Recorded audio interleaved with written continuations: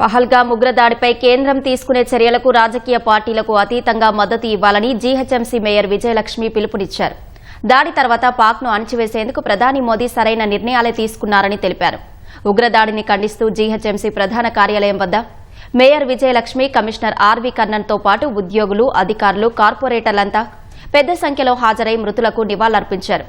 అమాయక ప్రజలపైన తీవ్రవాదులు దాడి చేసి ప్రాణాలను బలిగొన్న ఘటనను నిరసిస్తూ తెలంగాణ ఉద్యోగులు, గెజిటెడ్ ఆఫీసర్స్, ఉపాధ్యాయులు, కార్మికులు, పెన్షనర్స్ ఐకాసా హైదరాబాద్లో శాంతియుత ర్యాలీ నిర్వహించారు.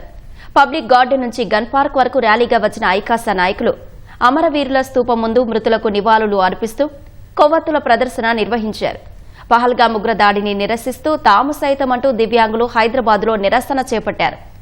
జమ్మూ కశ్మీర్లోని పహల్గామ్లో ఉగ్రవాదుల దుశ్చర్యలో ప్రాణాలు పోగొట్టుకున్న అమరుల ఆత్మలకు శాంతి చేకూరాలని అఖిల భారత వికలాంగుల హక్కుల వేదిక జాతీయ అధ్యక్షుడు కొల్లి నాగేశ్వరరావు ఆధ్వర్యంలో ట్యాంక్ బండ్పై ఉన్న అంబేద్కర్ విగ్రహం ముందు మృతులకు కొవ్వొత్తులతో దివ్యాంగులు నివాళులర్పించారు.